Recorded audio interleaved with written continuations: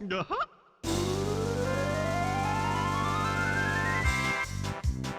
the mid-90s, the game that had 3D platformers cornered was Super Mario 64. Many franchises in the platforming genre were releasing their shot at the literal jump to the third dimension around the same time. But Mario was the one who amazed the world with his fluid movement, levels and objectives perfectly catering to this moveset, and an imaginative and functional hub world to tie it all together. Almost exactly 2 years later, British developer Rareware would have the luxury of learning from Nintendo's accomplishments, and take the opportunity to show up the portly plumber with their instant classic, Banjo-Kazooie. It's a game that's similar to Super Mario 64 in an almost extreme number of ways. The player enters worlds in order to collect things that open more worlds, from challenges that push the player's deep array of movement options. They are both games where the player has to rescue a damsel from dastardly cartoonish villains. They both even start the player outside the hub in a tutorial zone. But Banjo's the game with the better camera, and where you can just be a pumpkin, so like, come on. It's actually quite useful to have games released in a similar era have so many things in common, because it's where the differences lie that we can clearly see what designs work for which games. Roll intro. Oh wait, I'm not actually supposed to say.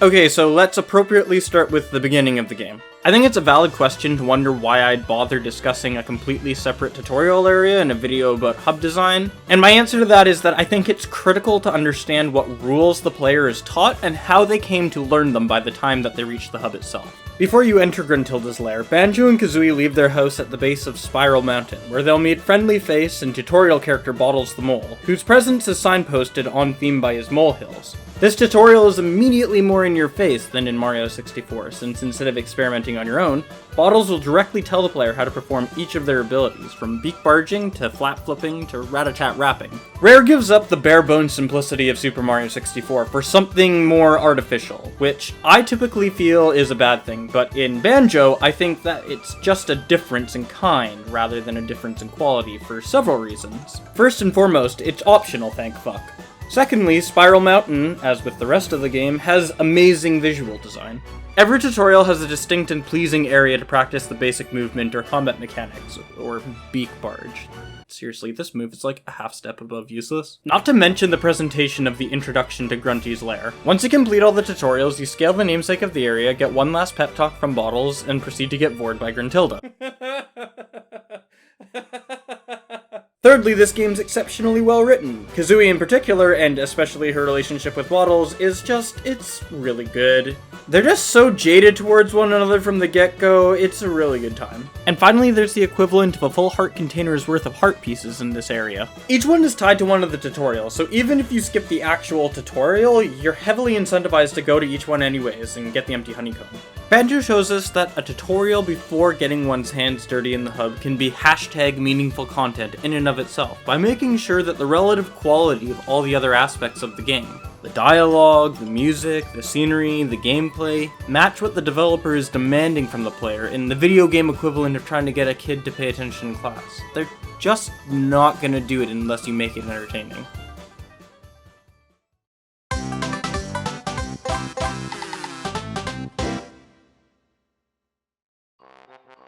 Okay, now that holy shit! Okay, that's a pretty lurid way to make a first impression. Gruntilda's a more in-your-face kind of baddie, but I'll talk more about that later. Now that I'm actually in the lair, let's play a goddamn video game. So, where do I help? Well, the first thing I see, okay, the second thing I see after Grunty's ugly mug, is an incline to the left, but if I try to climb it, I just slide down. Taking a second to reorient the camera, I can see two other things in this room. A golden puzzle piece, called a jiggy, on top of some rocks to the left of the slope, and another tunnel going off to the right of the painting. I'm gonna take the tunnel for now, like an idiot. There's a small mountain with a gate on it, and an offshoot area to a puzzle with a piece missing. Now, in my humble opinion, this should be all that is needed to clue the player into the fact that they need to finish this puzzle, but the game also has bottles cut in from another dimension, apparently, to tell you the thing that you can clearly see with your eyes. Banjo-Kazooie does this a couple of times, and it's never particularly welcome, but I only want to mention it briefly, because ultimately, it doesn't amount to much of a bother. Finishing this puzzle opens the first world, Mumbo's Mountain. Worlds in Banjo-Kazooie have 10 jiggies, a varying number of new moves used to reach collectibles and new parts of Gruntilda's lair, various other items of interest, and 100 musical notes. Once you get a jiggy, it's gone forever, but for notes, your total is the highest combined number of notes that you get in one life or without leaving the level. For example, if you have 98 on Mumbo's Mountain and then die or leave and then return to get 2 more notes, your note score for that world is 98, not 100. This is gonna matter in a bit, so write it down. Here, have a piece of paper and a pen. But hey, I want that pen back. I don't have a lot of pens, please don't do this to me. Every world has a witch switch in it as well, which when pressed spawns a jiggy in the witch's lair near the world's entrance, which is a great way to tie the level design back into the hub. Once I'm finished with Mumbo's Mountain, I exit the course. You see, unlike Mario 64, collecting jiggies doesn't boot the player out of the world that they're in, nor do they have to select exit course on a pause menu. Each world has its own entrance that the player must return to in order to leave the world, or they can just die. Or save and quit. Anyway, if I did everything in Mumbo's Mountain, and I did because I'm not a fucking scrub, then I inevitably got the Talon Trot, which will enable me to go up this slippery ass slope. At the top is the first of the game's note doors. To open them, I need my total note score between all worlds to be greater than the number on the door. This one is 50. As you might expect this early in the game, that is not a very high bar to clear. The highest mandatory one, however, has a threshold of 810. Just for some perspective, there's 900 notes across Banjo-Kazooie's 9 worlds, meaning that the player needs an average of 90 notes for every world to beat the game. And on top of that, there's 4 optional doors with even higher thresholds. This creates a difficulty curve of sorts that encourages mastery of Banjo's intended gameplay, that can be supplemented in part by returning to easier worlds with a better grip of the game in order to raise those note scores. Moving on, there's a lot to go over in this room beyond the first note door. To start things off, it's the first opportunity for me to talk to Gruntilda. She's Gruntilda's nice sister who will heal you and give you dirt on her witchy sibling. Not only is this hilarious world building, but it's actually relevant to gameplay, as the things that she tells you are the answers to a certain type of question in a quiz show just before fighting Gruntilda. Now what's this next to her? Oh, it's the puzzle corresponding to the next world. It's missing a few more pieces than the last one, meaning as I continue to climb through the lair, more and more jiggies are going to be demanded of me too. Now I don't know about you, but I don't see the entrance to the next world from where I'm standing at the puzzle. Could it be that the level designers have clued into another way to increase difficulty over time by putting more space between the puzzles and the entrances to the world? Yes.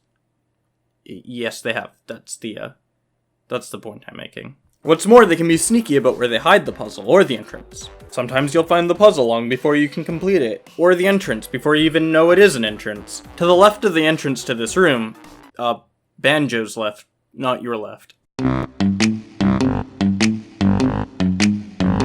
There's a passage that leads to a sleeping cauldron. When approached, it wakes up and tells me that if I find another cauldron of the same color, then I'll have created a warp between the two. Jumping ahead a bit, once I finish the second world, Treasure Trove Cove, I'll have Clanker's Cavern available to me. If I have a note score of 180 and a total of 7 jiggies from the first 2 stages, I can also access the 4th intended world, Bubblegloop Swamp. And I say intended because there's not much reason to just skip Clanker's Cavern. You have to be right next to the entrance of the cavern to find the puzzles of the swamp anyways, and you need so many jiggies and notes in order to beat the game that you might as well just do every world in the order that they come in. You can also do most everything in a world the moment that you set foot into it. There are very few challenges in Banjo-Kazooie that aren't overcome with an ability from the current world or a previous world, so in most cases, you only have one world available to you at a time, and previous worlds may as well disappear behind you as you complete them. Now, of course, this is less likely to be true for a new player, but when I first completed this game, I was able to do it without help, and I had no problem 100%ing it while playing it in this very way, let alone any returning players. This and the aforementioned cauldrons may have you correctly thinking that the trek through Grunty's place is pretty linear. Now, linearity is usually seen as a bit of a dirty word in the gaming community. But much like a tutorial, Banjo pulls this off by understanding what design choices complement linearity. In Super Mario 64, you could receive an extra star by collecting 100 coins in a level, and as a result, you sometimes had to scramble to get to 100. Push the game to its limits, as they say. Banjo-Kazooie, on the other hand, knows that you need a lot of notes, and places them like breadcrumbs around its worlds rather than hiding them. Because of the note score system, you're going to want to get every note in a world before you leave, and that means that you're going to go everywhere in that world, and likely find most of the jiggies too. And if that's the case, then your goal as a player is to travel through all these worlds linearly. And as a result, the hub design being linear is simply playing into what the player wants to do anyways. Something to note about linear level design, and this goes for hubs too, it's that the designer can plan around the player coming through an area from one specific angle, and tailor the experience to make that path as enjoyable as possible. Gruntilda's Lair is basically a level in and of itself. I know I said that a few times in this series, but I think it's truer here than ever before. Navigating Grunty's Lair gets more and more complex as the level goes on. How many hubs actually do that? I can think of like maybe 2 others. There's another big reason why this type of progression is enjoyable in this hub, and that's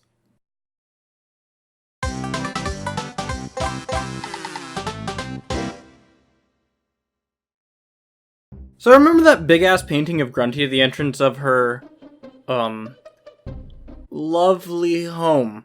Or better yet, the giant Gruntilda head you let eat you up.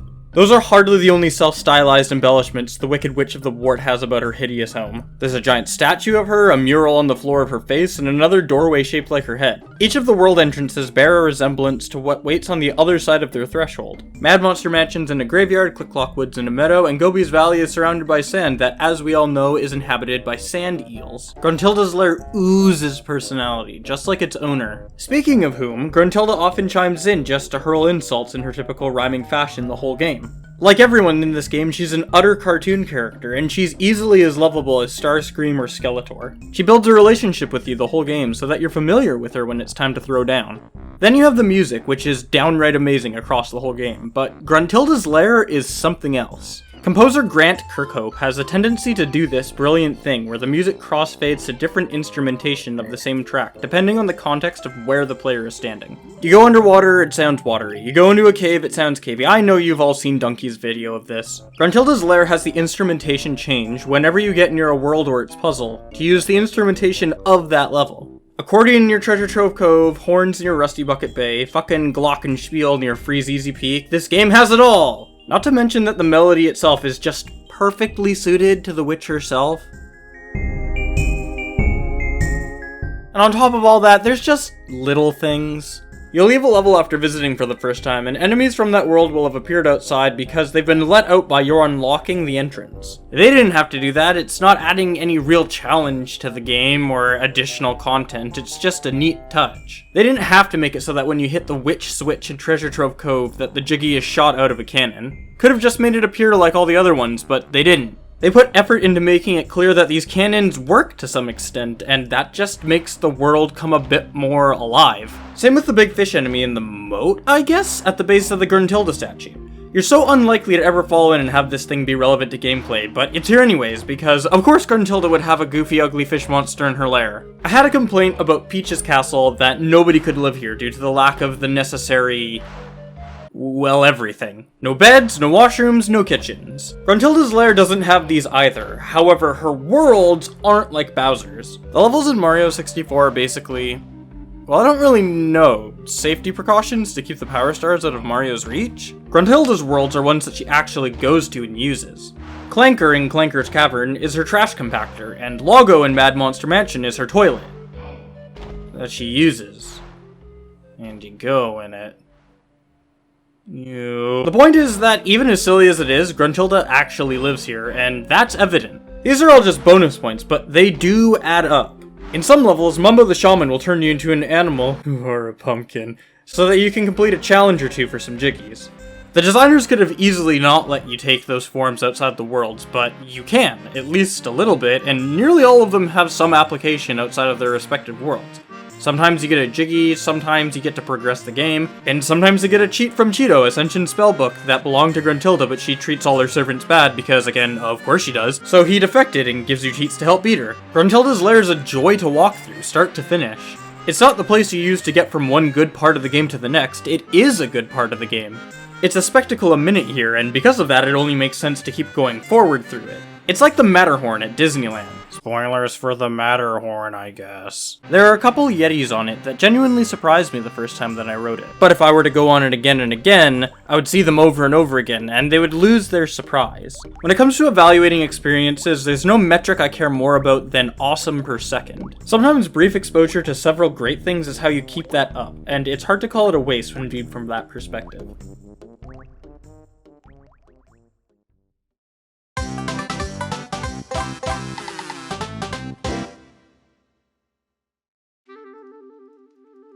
So Gruntilda's Lair is a type of hub that is its own linear level that shoots off into the levels proper before coming back and going on its merry way. Let's call this tree branch design. This is the first of its kind that I've covered on Homeworlds, and I'm curious to see what other games fall into this category. If you know of any, please let me know in the comments. I'm genuinely excited to find more games designed in this fashion. While I clearly have too little experience with this type of hub to know if Gruntilda's Lair is a good one, it's pretty easy to see that I think that it's just a good hub, period. Banjo-Kazooie, like all of its games at the time, is packed to the brim with charming personality and polished to a radiant shine.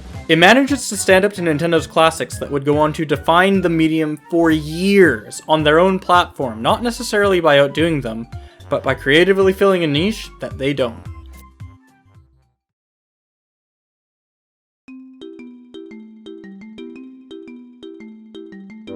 Thank you, dear viewers, for your attention. Make sure to like, comment, subscribe, hit the bell, or whatever new thing YouTube has added that I say to help my algorithm. I have a Twitter and Curious Cat as well, linked below if you want to see pictures of the cat that I live with, or ask me your burning questions. My videos are made possible by the support of my patrons. They give me money for videos that are free, but don't tell them that, because I rather like getting paid. Statistics that I made up show that people who pledge to me are more likely to get what they want for their birthday, so follow the link below to join up. Additionally, patrons get to be featured in my credits and see my process from scripts to bloopers, as well as getting early access to my videos. Top pledgers get to vote on what subjects I tackle in the future and receive special thanks like this. Thanks to Andrew Loomer, Brad Goodrich, Nikolai Carpathia, and Three-Eyed P. Good night.